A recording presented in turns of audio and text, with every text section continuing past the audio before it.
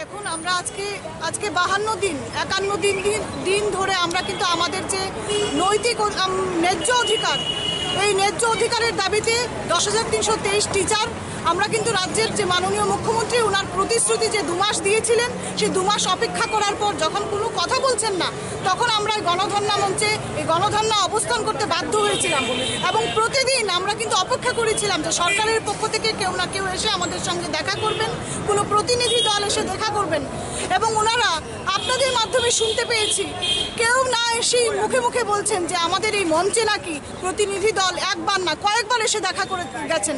রাজ্যের মাননীয় একজন শিক্ষামন্ত্রী এবং রাজ্য প্রধান এমন অসত্য কথা বলতে পারেন আমরা এটা কল্পনাতেও ভাবিনি। আমরা বলবো ত্রিপুরার ইতিহাসে নজিরবিহীন এমন ধরনের কোনো রাজ্য সরকার, এমন ধরনের কোনো অমানবিক সরকার। গতকালকে 72তম প্রজাতন্ত্র দিবস গেছে, ওনারা সুন্দর করে বিভিন্ন জায়গায় অনুষ্ঠান পালন করেছেন। এটা কোন প্রজাতন্ত্র দিবস পালন করেছেন?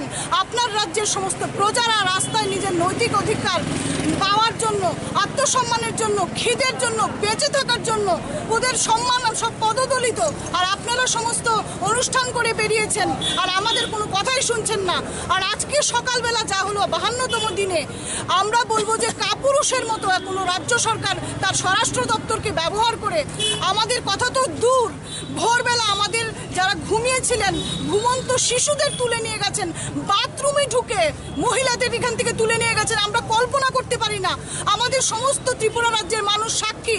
আমরা যে গণধর্ণা মঞ্চে বসে আমাদের কথাগুলো বলছিলাম আমরা কিন্তু গণতান্ত্রিক পদ্ধতিতে বলেছি আমাদের কথাগুলি, আমরা অন্যরকম কোনো কথা বলিনি এবং ত্রিপুরা রাজ্যের সমস্ত অংশের মানুষ আমাদের পাশে ছিলেন।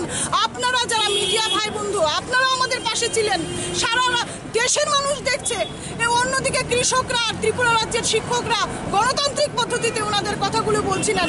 কোনো সরকারের তরফ থেকে আমাদের একজনও এসে জিজ্ঞাসা করিনি। একে একে করে আমরা কালকে অবধি 84 জন শিক্ষককে, এমনকি কেউ কেউ আত্মহত্যা করতে পর্যন্ত বাধ্য হয়েছিলেন।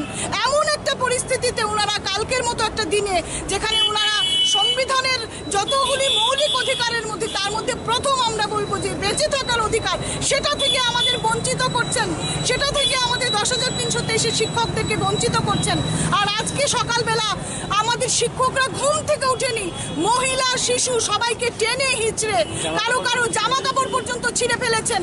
আমরা ভাবতে পারি না কোনো রাজ্য সরকার এতটা অমানবিক, এতটা নির্দয়, এতটা বর্বর হতে পারে। আমরা বাধ্য হচ্ছি এই ধরনের শব্দ বলতে। আমরা অভ্যস্ত নই, আমরা শিক্ষকতা করে এসেছি, কিন্তু আমাদের মুখ দিয়ে এই ধরনের শব্দ বলাতে আপনারা বাধ্য করেছেন। আমরা বলতে চাই যে এইভাবে আপনারা যা করেছেন প্রশাসনকে ব্যবহার করে আমাদের আন্দোলন থামবে না। আমরা আমাদের অধিকার ছাড়া কিন্তু ঘরে ফিরবো না, সেই শপথ কিন্তু আমরা কালকে নিয়েছি। সেই জন্য কালকে আমরা মশাল মিছিল করেছিলাম। আমরা বলেওছি, জানানো দিয়েছি যে রাজ্যের মাননীয় প্রধান আমাদের কথা দিয়েছিলেন আজ আমাদের প্রতিশ্রুতি পালন করবেন। আর আজকে ওনারা সকালবেলা ভোরবেলায় বাচ্চা শিশুদের নিয়ে সবাইকে সঙ্গে করে নিয়ে ওনারা কাপুরুষের মতো আমাদের ট্যান্ট ভেঙে দিয়েছেন। আমাদের যে খোলা আকাশের নিচে আমরা বসেছিলাম এটাও ভেঙে দিয়েছেন। আপনারা কি ভেবেছেন আমরা ঘরমুখো হব? না, আমরা আমাদের অধিকার ছাড়া ঘরমুখো হব না। দেখি ত্রিপুরা রাজ্যের সরকার কার জন্য, মানুষের জন্য নাকি অন্য কিছু করার জন্য? আপনারা এতটা অমানবিক হতে পারেন কোনো ভাবতে পারি না। মহিলাদের বাথরুমে ঢুকে নিয়ে গিয়ে বাচ্চাদের ঘুম থেকে টেনে হিঁচড়ে তুলে করে গাড়িতে করে নিয়ে গেছেন, আপনারা অ্যারেস্ট করেছেন। আমরা আমাদের সাথীদের ছাড়া ফিরবো না, আমরা আমাদের অধিকার ছাড়া ঘরে ফিরবো না। এইটুকুন কথা আমরা বলতে চাই। আপনারা কতটা অমানবিক, কতটা নির্দয় হতে পারেন আমরা ভাবতে পারছি না। আমাদের ভাষা হারিয়ে যাচ্ছে। একে একে করে একদিকে শিক্ষকদের হারাচ্ছি, অন্যদিকে আমাদের এই ধরনের পরিস্থিতি তৈরি করছেন।